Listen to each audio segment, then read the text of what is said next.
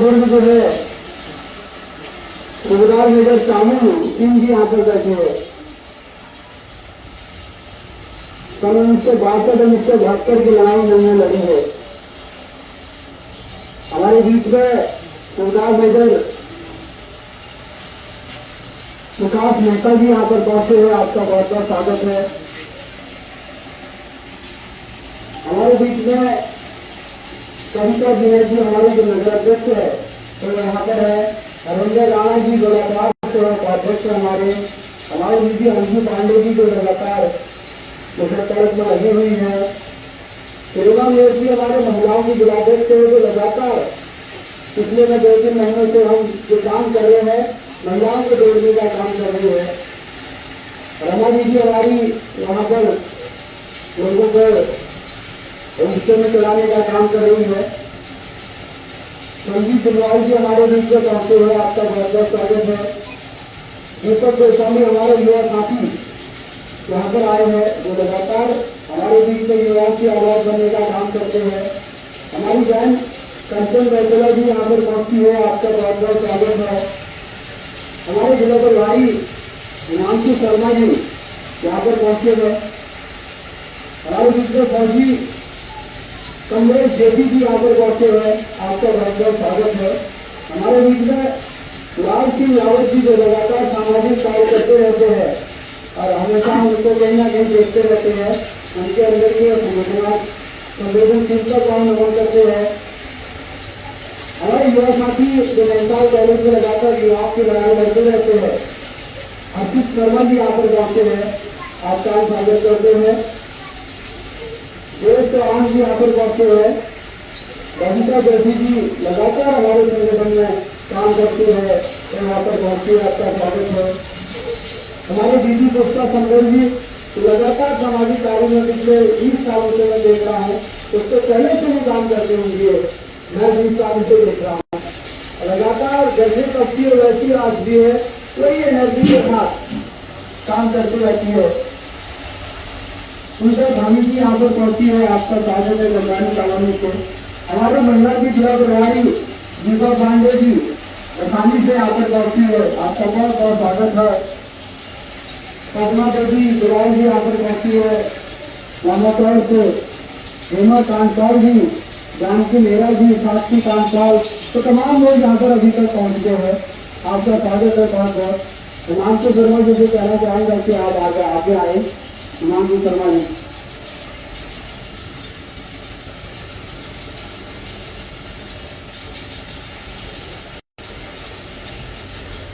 आज लगातार हमारे नैनीताल जिले में काम कर रहे हैं, नैनीताल जिले की टीम को मजबूत करने का काम कर रहे हैं। हम लोग की एक पीड़ा है जहाँ सरकार पिछले 10 दिन से रजत जयंती मना रही है, मगर हमें दुख है इस बात का कि आज भी मुजफ्फरनगर कांड में जो दुर्घटना हुई है उनके अपराधियों को अभी तक सजा नहीं दी है। तभी हमने उसमें लिखा है, नारा ऊपर से लिखा है, राज्य आंदोलनकारियों हम जिंदा है, आज के हत्यारे जिंदा है।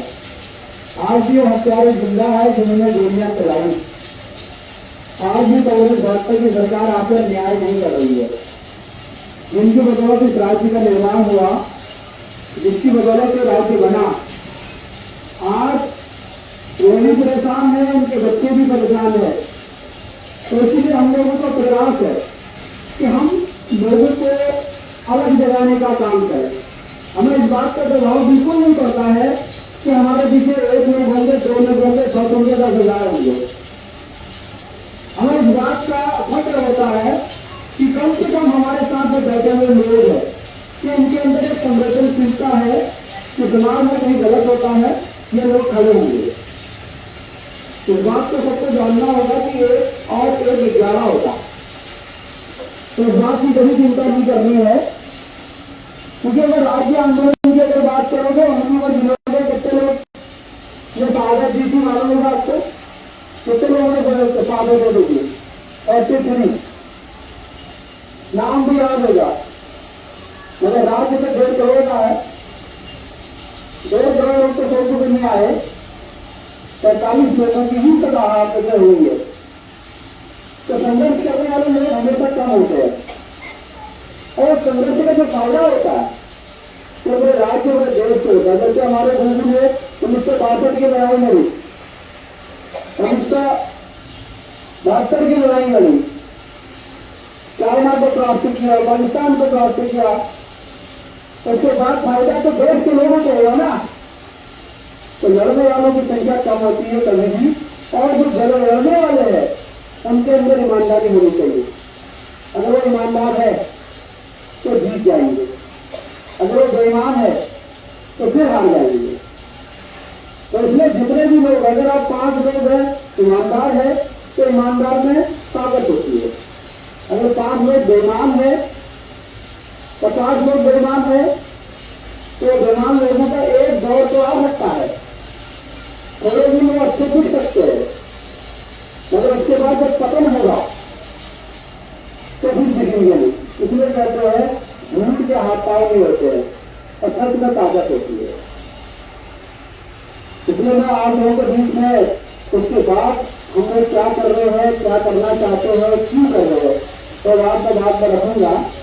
उससे पहले मैं हमारे देश में बहुत सारे लोग हैं, मैं उनसे कहना चाहता हूँ, हमारे मुलाकात जी है, आगे से करके सबसे बुलाइए और सबसे अपने विचार रखाइए। धन्यवाद।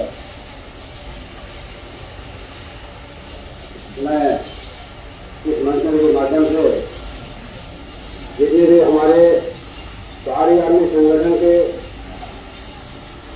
पदाधिकारी हैं, आपका वहाँ बैठो, अपने कार्यक्रम तय करो। स्वागत है। इसमें हमारे महिला मोर्चा की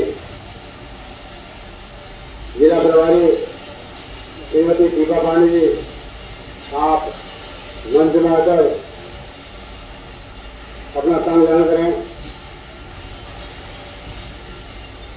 हमारे जिला प्रभारी श्री हिमांशु शर्मा जी मंच पर पधार चुके हैं। महिला मोर्चा की जिलाध्यक्ष श्रीमती प्रेमा मेल जी, आप अपना स्थान ग्रहण करें। हल्द्वानी नगर के नगर अध्यक्ष श्री भुवन पांडे जी, आप भी अपना स्थान ग्रहण करें। महिला मोर्चा की नगर अध्यक्ष श्रीमती कविता जीना जी, अपना स्थान ग्रहण करें। हमारे नगर के प्रभारी श्रीमान दृष्टि जी, अपना स्थान ग्रहण करें। श्रीमान दृष्ट जी, आप अपना स्थान ग्रहण करें, मंच पर आइए, आपका स्वागत है। हमारे महिला मोर्चा की मीडिया प्रभारी श्री अंजनी पांडे जी, अपना स्थान ग्रहण करें। हमारे मीडिया प्रभारी श्री गोस्वामी जी, मंच पर अपना स्थान ग्रहण करें।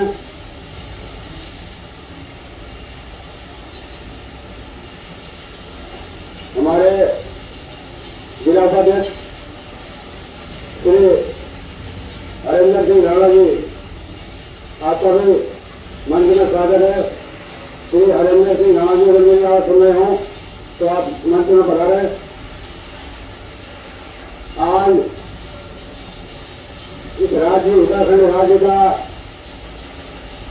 स्थापना दिवस, इस राज्य के 25 साल पूरे हो गए, तो आप लोगों को पता है, लेकिन हमने यहाँ पर एक गोष्ठी का आयोजन किया जिसमें यह पहाड़ी राज्य की और कहाँ इस विषय पर चर्चा करने के लिए हमने प्रबुद्ध जनों को भी बुलाया है। थोड़ा सा समय ज्यादा हो रहा है तो आप मंच पर आकर अपना स्थान ग्रहण करें। आपकी स्थापना दिवस से 25 साल पूरे हो जाते हैं, तो आप ये 25 साल में जो हमारे उत्तराखंड राज्य को बनाने में सहायता की, तो क्या हमने पाया, क्या हमने खोया इस राज्य को, तो उसके विषय में हमने एक बड़ी चर्चा करनी है, गोष्ठी करनी है। श्री भुवन पांडे जी आप सुन रहे हो तो विचार में जो प्रकाश जाने श्री भुवन पांडे जी जल्दी से मंदिर में पहुंचे। धन्यवाद।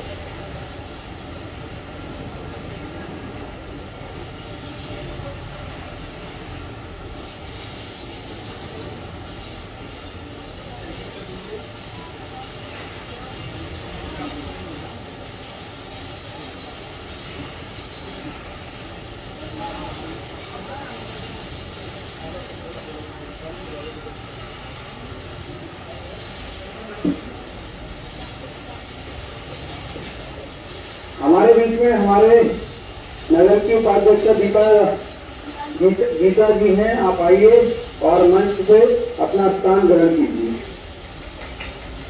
बहुत बहुत धन्यवाद। और ये राज्य जो दिया है वो महिलाओं ने दिया है, मातृ शक्ति ने दिया है।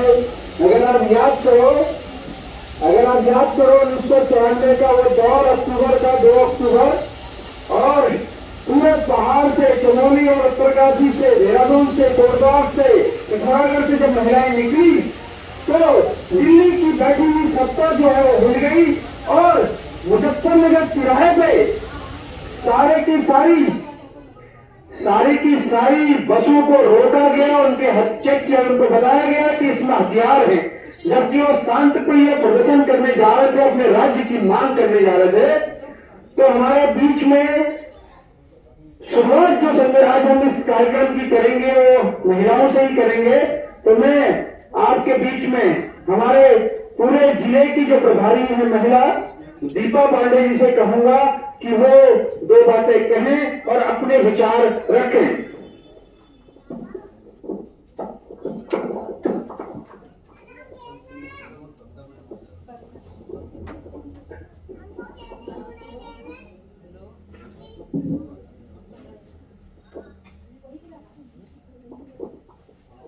नमस्कार।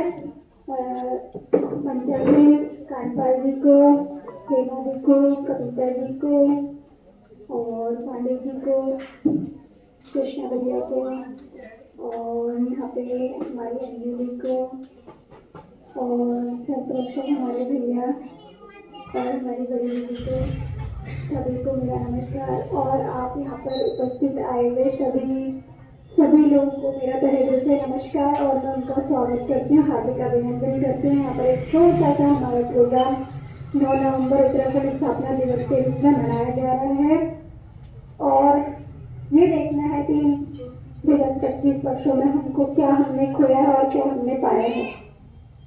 रही बात पाने की, तो आप देख रहे हैं, आप सभी व्यक्ति जानते हैं कि हम क्या पा चुके हैं और हम क्या खो चुके हैं। बस इतना सा था कि सरकार जिन बातों को अनदेखा कर रही है, हमारा किसी को बैग नहीं है, कुछ नहीं है, सरकार जिन चीजों को अनदेखा कर रही है कृपया उसको देखें, क्योंकि उत्तराखंड सपना है उन आंदोलनकारियों का जिन्होंने अपने रक्त से सींच करके हमारे उत्तराखंड को अलग राज्य बनाया है। उस वक्त कितनी कैसी दुर्दशा हुई थी ये आप सभी लोग जानते हैं। मैं इस बारे में ज्यादा विचार नहीं प्रकट करूंगी क्योंकि आप सभी लोग इस बात पे सभी लोगों को इस बात का अनुमान है कि उस वक्त कैसे स्थिति हुई थी, कैसे हमारी महिलाओं के साथ में दुराचार हुआ था। लेकिन फिर भी इस लड़ाई के बाद उत्तराखंड की स्थापना हुई थी सन 2009 नवंबर को। आज अगर उस वक्त कोई व्यक्ति, कोई बच्चा अगर पैदा हुआ होता तो आज वो 25 वर्ष का हो गया होता। इसी तरह आज हमारा उत्तराखंड 25 वर्ष का हो गया है। तो इस 25 वर्ष में हमारी क्या उपलब्धियां हैं? हमारी उपलब्धियां ये हैं कि दूर से स्थानीय जो पहाड़ी क्षेत्रों में जो व्यक्ति है वो इस खबर में आने लगी, मजबूर हो जानी, फिलहाल जानी मजबूर, क्यों? वहाँ पर न अच्छी शिक्षा है, न अच्छा स्वास्थ्य है, हर दिशा से पहाड़ को पीछे करा गया है। उचित जलवायु यहाँ पे आप देखते हैं कि यहाँ पे अच्छी फसल नहीं हो सकती है, होने को यहाँ पर सब कुछ हो सकता है। किसका दिल करता है कि उन वैसी वादियों को छोड़ करके यहाँ पर हम रहें? इस हल्द्वानी में आप सभी लोग रहते हैं, आपका दिल करता है यहाँ पे रहने का, ये आप जानते हैं। क्योंकि हर किसी को अपने उससे प्यार होता है जहाँ पर वो रहता है। वो मैं ये चाहूंगी कि हमारा यहाँ पे जन्म हो, हमारी मृत्यु भी वही हो। सबसे शुरू में ये कहना चाहूंगी कि उत्तराखंड ऐसा राज्य है हमारा जो सबसे अलग है। हे ईश्वर, आपने हमें उत्तराखंड में पैदा किया है। बहुत धन्य हूँ मैं जो मैं उत्तराखंड में पैदा हुई हूँ। और हे ईश्वर, मुझे जब भी आप जन्म में चाहे मुझे कुछ भी बनाए, किसी रूप में मुझे इसी उत्तराखंड की मिट्टी में बनाए। जो भी आप बनाए, आपसे मेरी ये गुजारिश है। देखिए, हम मजबूर हैं ये कहने के लिए कि हमारे उत्तराखंड में अभी वर्तमान में उचित स्वास्थ्य नहीं है, उचित शिक्षा नहीं है। स्वास्थ्य की आप बात कर लेते हैं तो अभी बीच में इतना बड़ा आंदोलन हुआ था चकुटिया के लोगों के द्वारा, जिसमें हमारे पूर्व सैनिक भी थे, पूर्व विधायक जी भी थे। क्या उन्होंने गलत पहल करी? क्या उनको वैसा सम्मान मिला जैसा उनको वहाँ मिलना चाहिए? इतने किलोमीटर पैदल चलने के बाद उनके साथ में कैसा व्यवहार हुआ, कैसा लाठीचार्ज उन पर हुआ? क्या वो इसी लायक थे? नहीं, वो इस लायक। बहुत कम लोग पैदा होते हैं जो अपने लिए नहीं सबके लिए लड़ते हैं, जो अपनी औलाद को सबकी औलाद की तरह देखते हैं, है ना, और सबकी औलाद को अपनी औलाद की तरह देखते हैं। बहुत कम लोग, गिने चुने लोग होते हैं, वो ऐसे गिने चुने लोग यहाँ से गए वहाँ पे जो कि सबको अपने बच्चों की तरह देखते थे, सबके स्वास्थ्य के लिए लड़े, सबकी शिक्षा के लिए। हमारे साथ में अच्छा व्यवहार हो, हमारे बच्चों के साथ में शिक्षा बिक चुकी है ना, नौकरियां बिक चुकी है, हर चीज बिक चुका है, भ्रष्टाचार इतना बढ़ चुका है। थोड़ा सा अगर आप कहीं पर काम अच्छा कोई भी अधिकारी हो काम करवा रहा है, कोई बेचारा प्रतिनिधि चुना गया है वो काम करवा रहा है, तो उनको पहले अपनी कमीशन की हो जाती है। इसलिए हो जाती है तो इलेक्शन में खर्चा इतना होता है, वो क्या करेगा? खर्चा करना है उसको, अब ठीक है, उसमें तो कहीं ना कहीं से निकाल रहे हैं। तो ये सरकार से कहना चाहूंगी कि ये भ्रष्टाचार मुक्त करवाएं हमारे उत्तराखंड को, नशे से मुक्त करवाएं। छोटे छोटे बच्चे हैं, इतना बहुत बुरा लगता है जब छोटे छोटे बच्चों के हाथ में ऐसे गलत चीजें दिखती है ना। कहाँ की ओर को जा रहा है हमारा उत्तराखंड और कहाँ इसको जाना है? ऐसा नहीं है कि नहीं जाएगा, बिल्कुल जाएगा। हमारे हरीशावत जी पहाड़ी आर्मी के द्वारा इस मुहिम में लगे हुए हैं और हम तो हमेशा उनके साथ हैं। और हम ये चाहेंगे कि आप भी हमेशा हमारे साथ में जुड़े रहिए, आपका हमारा परिवार है।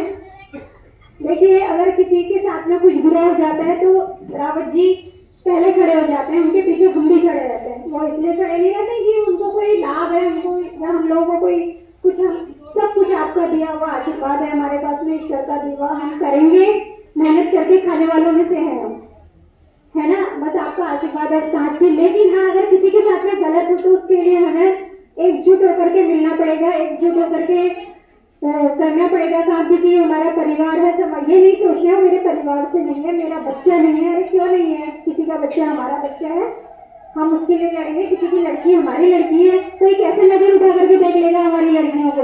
क्या हम ये अच्छा लगता है? ये तो एक जो बच्चा, जो माता पिता बच्चे को पालते हैं वो जानते हैं कि वो कितने कैसी स्थिति से वो बच्चे को पाल रहे हैं, है ना। वो माँ कितनी मेहनत मजदूरी करती है, वो पिता कितनी मेहनत से सुबह से निकला हुआ पिता शाम को घर आता है, क्योंकि मेरा बच्चा अच्छा हो, उसको अच्छा भविष्य मिले, अच्छा स्वास्थ्य, अच्छी शिक्षा मिले। शिक्षा इतनी महंगी हो चुकी है कि एक गरीब व्यक्ति अनुमूलन की उसको नहीं दिलवा सकता है ना। सरकारी विद्यालयों में अच्छे टीचर नहीं है, सरकारी स्वास्थ्य इतना बिक चुका है। आप कहीं पर प्राइवेट अस्पताल में जाइए, बिल्कुल एडमिट होने का ही वहाँ पे खर्चा लगभग समथिंग कुछ भी नहीं आता होगा, तो 10-15 हजार समथिंग आ जाता होगा। लेकिन ये गरीब परिवार कहाँ से जाएगा? क्यों शिक्षा को और क्यों स्वास्थ्य को इतना महंगा बनाया? क्यों? क्योंकि सब कमीशन हो रही है, सब आगे से पीछे, ऊपर से नीचे सब कमीशन जाता है ना। ये तो आप हम सभी लोग जानते हैं, लेकिन ये अच्छा हो सकता है अगर हमारी सरकारें चाहें, हमारे देश के माननीय प्रधानमंत्री जी अगर चाहें कि हमारे उत्तराखंड के मुख्यमंत्री जी को वैसा ही निर्देश दें। सब कुछ हो सकता है, क्यों नहीं हो सकता है? लेकिन निर्देशन नहीं है ना, क्योंकि ठीक है वहाँ उनकी नजर में सही हो रहा है। ये तो हम आप लोग जान सकते हैं कि हमारे साथ में कैसा दुर्व्यवहार हो रहा है, क्या हमारे उत्तराखंड की लड़कियों के साथ में व्यवहार हो रहा है, क्या उनके बच्चों में छोटी सी भर्ती के लिए बच्चे को इतना दौड़ना पड़ता है, लास्ट में जाकर के सब वही शून्य रह जाता है। क्योंकि ठीक है वहाँ पर तो पहले ही सीटें भर जाती हैं, है ना। तो हम चाहते हैं कि हमारा उत्तराखंड बहुत आगे जाए इसमें हम आप सब लोग एक साथ होकर के मुहिम उठाएंगे।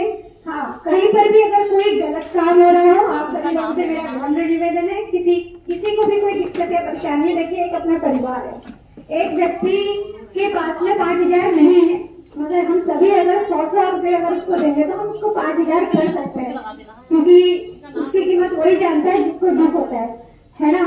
बाकी आप और हम सब लोगों को हरीश जी के साथ में मिल करके रहना है और आप सब लोगों का साथ और आशीर्वाद हमें आज की तरह हमेशा चाहिए।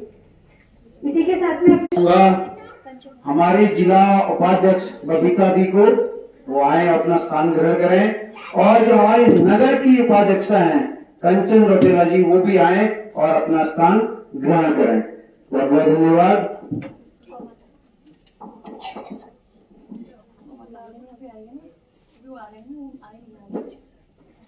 इसी क्रम में मैं हमारी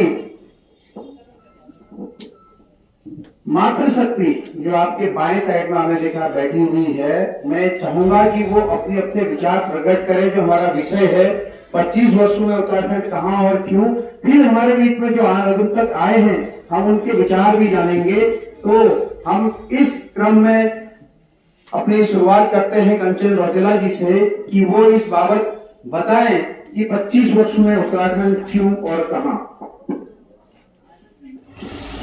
अपना परिचय भी दीजिए और इस विषय पे अपनी बात भी रखिए।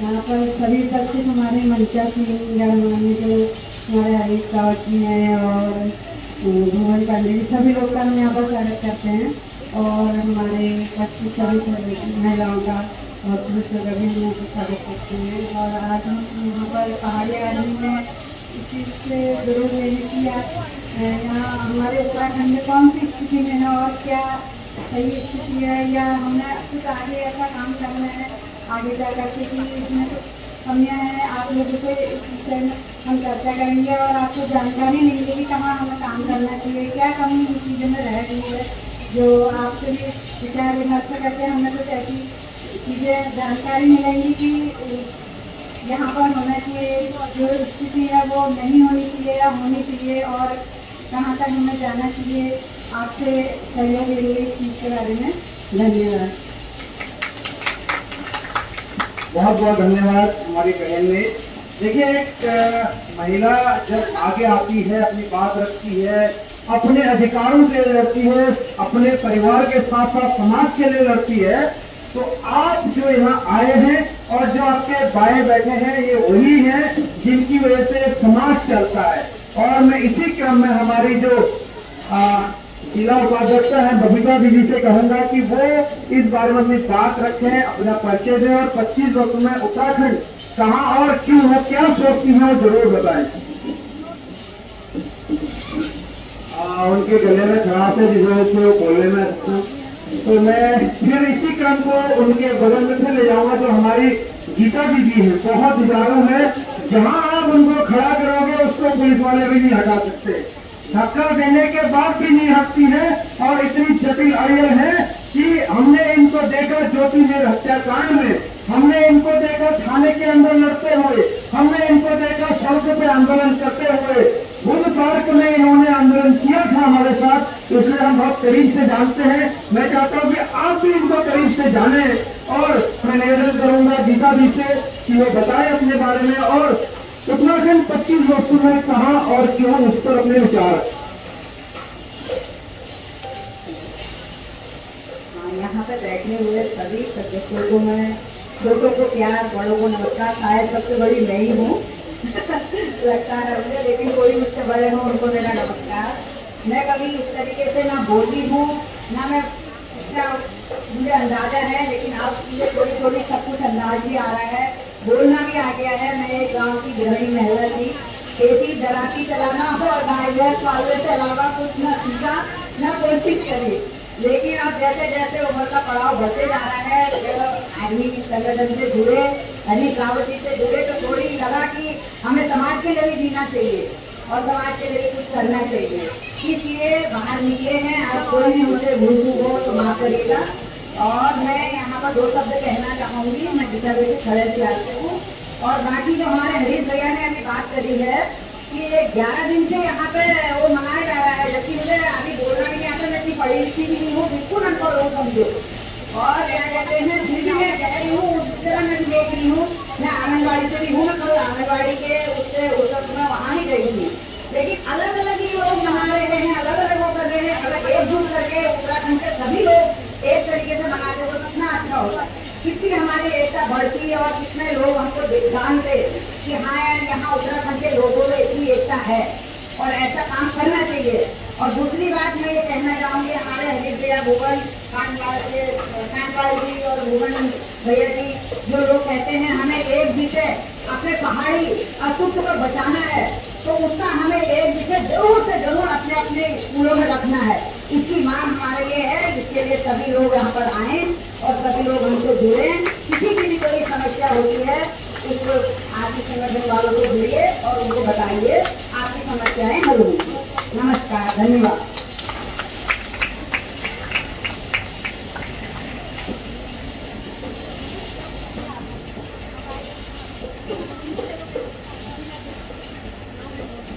बहुत बहुत धन्यवाद गीता जी, आपने संक्षिप्त में अपनी सारी बातें रख दी। और मैं जिलाध्यक्ष महोदय से भी कहूंगा कि वो अपनी बात आगे बढ़ाते रहे बीच बीच में और संबोधित करते रहे। आज हमारा मुख्य विषय है उत्तराखंड राज्य विगत 25 वर्षों में क्यों और कहाँ। तो आज मैं इसके विषय में ये चर्चा नहीं है बल्कि एक अद्भुत मंथन है कि हमने क्या पाया, इस राज्य बनने के बाद क्या खोया, और आने वाले समय में उत्तराखंड को हमें किस दिशा में ले जाना है। आज यह मंच एक कार्यक्रम नहीं, जो हमारी आत्मा की पुकार है, जो हमारे अस्तित्व का संकल्प है, हमने इसको उत्तराखंड को आगे बढ़ाना है, इसमें आगे की लड़ाई लड़नी है। हमने उत्तराखंड राज्य का निर्माण बड़े संघर्ष, त्याग और बलिदान से किया था, लेकिन आज 25 साल बाद एक सवाल हर उत्तराखंड के मन में उठता है कि हमारा उत्तराखंड कहाँ रहा है, कहाँ हमने सपना पूरा किया जो राज्य आंदोलनकारियों को पहले जो उठता था, क्या हमने वो सपना पूरा किया जो राज्य के शहीदों ने देखा था। विकास के नाम पर बहुत कुछ आया, लेकिन बहुत कुछ खो भी दिया। हमने सड़कों का निर्माण किया, पुलों का निर्माण किया, भवनों का निर्माण किया, लेकिन अपने जड़ों, अपनी भाषा, अपनी संस्कृति, अपनी अस्मिता को कमजोर होने दिया। हमने देखा इस देश की पहचान धीरे धीरे मिटती जा रही है। हमारे गांव खाली हो रहे हैं, नौजवान पलायन कर रहा है, रोजगार बाहरी लोगों को दिया जा रहा है, हमारी संस्कृति को किताबें और मेलों पर भी बेचने लग गई है। तो मेरा आप सभी सम्मानित जनता से, पहाड़ी आर्मी संगठन के सभी सम्मानित लोगों से कहूंगा कि इस उत्तराखंड राज्य को अगर बचाना है तो पहाड़ी हिंदू सशक्तिकरण अभियान के तहत इसको हमें आगे बढ़ाना होगा। और न तो हमारा ये जो मिशन है, न तो हमारा कोई भारतीय जनता पार्टी से है, न कांग्रेस से है। हमारा केवल जो है अपनी अस्मिता, अपनी संस्कृति और अपने संसाधनों को, अपने जल जीवन जंगल को कैसे बचाना है, हमारी ये लड़ाई है।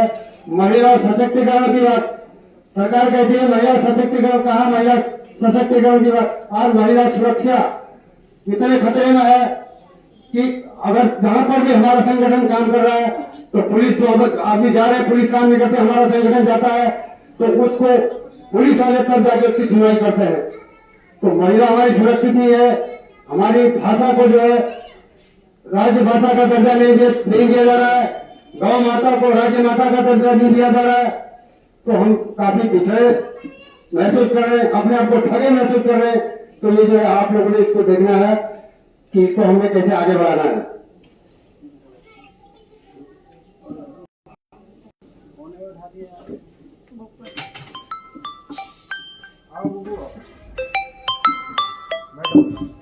हम आज इसलिए यहाँ पर खड़े हैं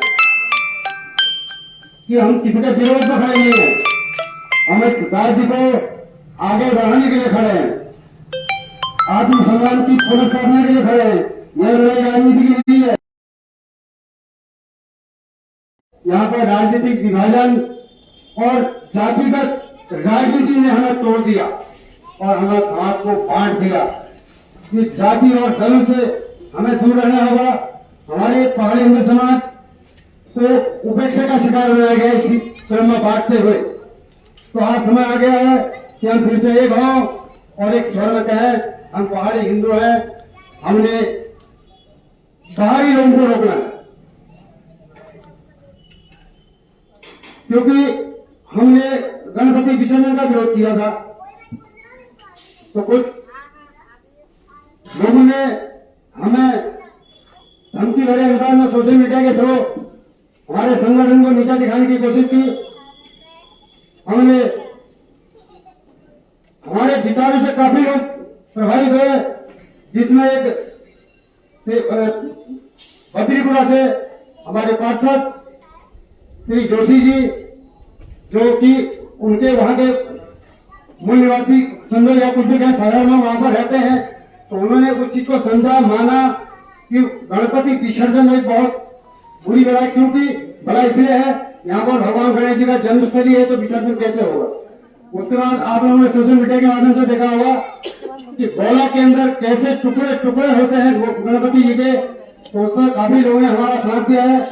कम से कम 70% लोगों ने जो है गणपति विसर्जन को नकारा है। तो मैं इसी वजह से आप लोगों से विनती करता हूं कि जो है हमारे संगठन के साथ जुड़िए, हमारे विचारों से जुड़िए। हमारे जो है किसी राजनीतिक लड़ाई नहीं है, हमारे केवल विचारों की लड़ाई है। तो आपसे मैं पुनः निवेदन करूंगा कि जो आप अधिक से अधिक संख्या में आकर जुड़े। धन्यवाद आयुष्मान जी, आपने संस्कृति में सारी चीजें बता दी हैं। अगर हम 1994 के दौर में चले, मैं बच्चा था और उस टाइम पे भी मैं एक छोटे से आंदोलन का छोटा सा हिस्सा था जो मेरे गांव में हुआ था, जो रामपुर तिराहा कांड था। तीसरे दिन हमें न्यूज़पेपर मिला था। मैं ग्राम जिंदाल, पोस्ट बुशरा खान, तहसील देवोतर पिथौरागढ़ का रहने वाला हूं और अभी मैं स्वास्थ्य के लिए पदयात्रा में शामिल हुआ था। तब भी हम मांग रहे थे, आज भी हम मांग रहे हैं। तो ये बहुत जरूरी चीजें हैं कि हमको मिला क्या। 25 साल होने के बाद क्या हमें शिक्षा मिल गई, क्या हमें चिकित्सा मिल गई, क्या हमें रोजगार मिल गया, क्या हमको